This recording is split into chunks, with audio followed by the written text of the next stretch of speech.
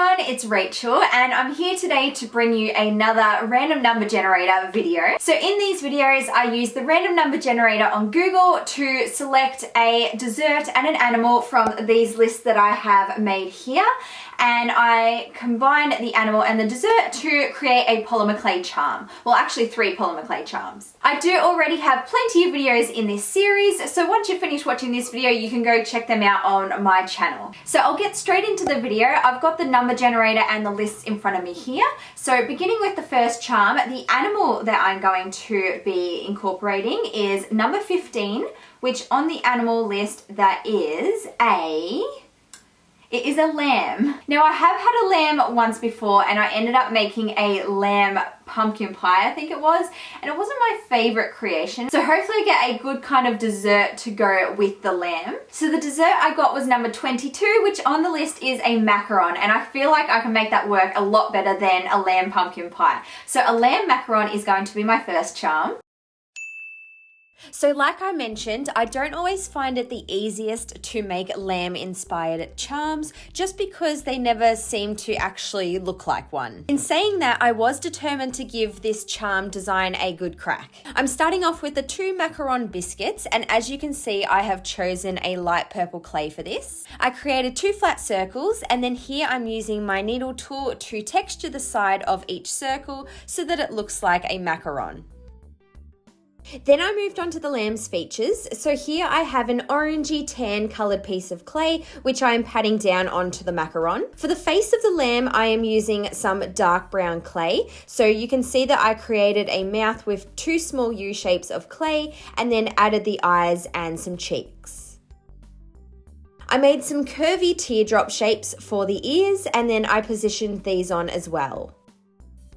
For the filling inside the macaron, I have decided to create a nice swirly puffy cream filling in hopes that it would kind of replicate the lamb's wool. I placed some of my clay inside my piping tip and then I pushed it through with a ball tool. To give it a really nice swirly look, I then gently twisted the clay and I added this to the base of my macaron. I placed it only around the very outside of the macaron biscuit and then trimmed off the excess clay. I then blended down the join using one of my tools.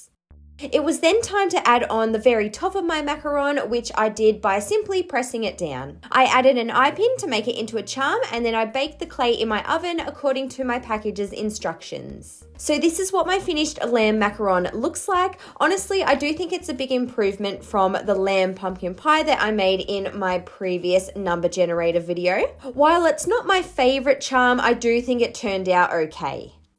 Moving on to my second design, the animal number is 29, which is a sloth. I haven't had a sloth before in one of these videos, so that's exciting. And I'm going to be mixing the sloth with number 37, which is the very last dessert on the list, and that is a waffle. So my second design will have a mixture of a sloth and a waffle. So I was pretty happy with this combination. I always love making sloths. I just think they always turn out looking really cute. So to start off, I am making a mold to create a waffle. Here I have some scrap polymer clay, which I'm rolling down with my clay rolling pin, and then I'm using the handle of my blade to create a bit of a crisscross pattern. I tried to make the little squares as even as possible, and I'm using the handle of my blade rather than the blade itself, just because it is a little bit thicker.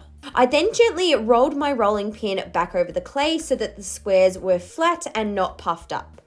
Finally, I trimmed it to size so that I had a 3x3 design, and then I went ahead and baked this clay in my oven according to my package's instructions. Moving on to the actual waffle, I have taken my vanilla coloured clay, and again I am rolling this clay down into a sheet on my work surface. To prevent the polymer clay from sticking to my little handmade mold, I'm using some cornstarch and I'm just rubbing this over both the clay and the mold. I pressed down my waffle mold into my vanilla coloured clay nice and hard, and then I just pushed in the sides a little so that it wasn't too misshapen. Using my blade, I then carefully trimmed off the excess clay and also removed the waffle mold to reveal the design in the clay. I straightened up the edges a little using the side of my blade, and then it was time to turn this waffle into a sloth. So to create the shape of the sloth's face, my idea was to use my chalk pastel shavings. I started off by cutting out the shape that I needed from a piece of paper, and then I sat this down on my waffle and held it in place using some liquid clay. Then, using my fluffy paintbrush and my mixture of brown chalk pastels, I shaded the rest of the waffle as I usually would. I then removed my little piece of paper and I used some nail polish remover and a very small paintbrush just to clean up the edges a little and make them a bit sharper. Moving on to the rest of the face, I firstly attached on some brown teardrops to either side of the waffle, and then I created 2 indents where I placed in the eyes. I added a little mouth and nose using black polymer clay as well.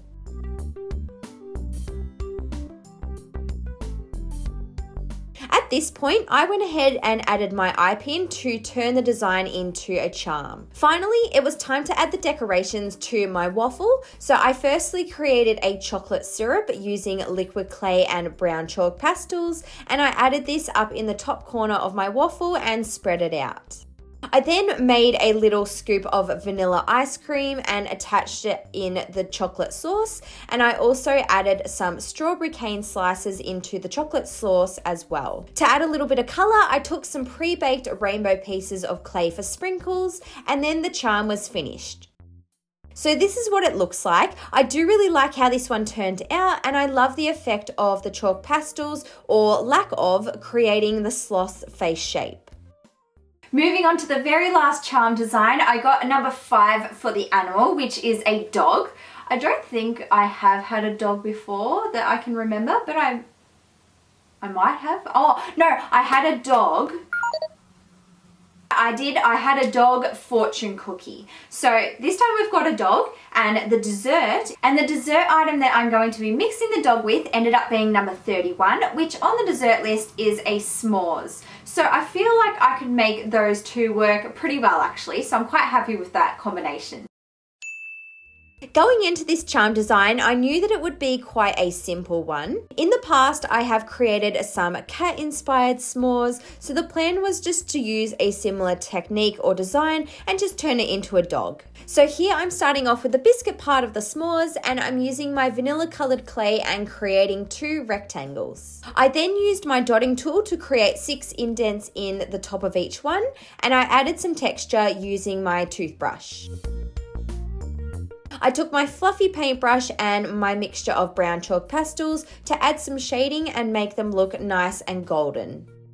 Next, I created the piece of chocolate to go inside the s'mores. So I began with a rectangle of brown coloured clay and I created some indents using my blade. Then I trimmed off each side on an angle so that it would look like a little chocolate bar. I then simply flipped over one of my biscuits and I added the chocolate bar straight on top.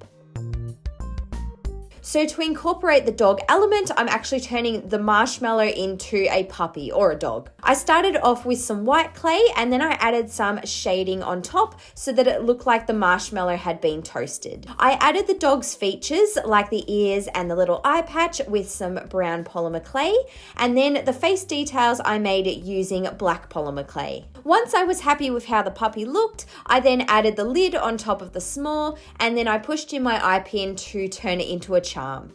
So this is what the finished dog s'mores charm looks like. It is quite a simple design, but I do feel like it meets the design brief. So that's everything that I have for this video today. If you enjoyed, please don't forget to give it a big thumbs up and also subscribe to my channel for lots more crafty videos, and I'll see you next time. Bye guys.